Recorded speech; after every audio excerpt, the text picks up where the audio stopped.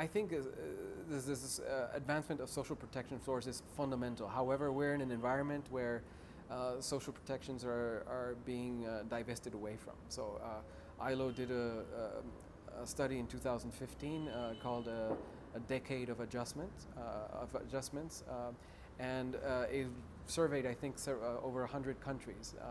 And what it found was that because of all sorts of macroeconomic commitments, most governments will be spending over the next decade less, increase every year less than what they had committed, in spite of often, population growth. So what you effectively have is a divestment away from social protection, which is extremely worrisome because it takes away then the options that and the capacity to say no that you were referring to.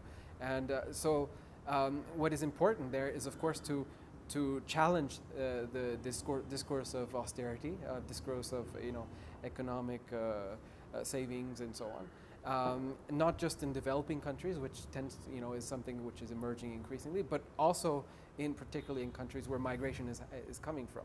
But that leads to one issue which is really central, is that the more you have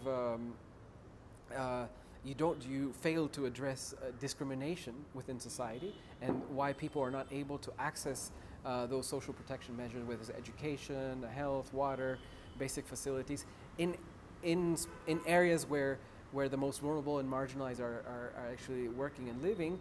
Then if you're not able to address those issues, what tends to happen is that there is a failure of those systems to actually reach them. And then over years, you have an increasing number of schemes that come up to try to once again be able to address those, and yet they fail because the central issue of discrimination is not being addressed.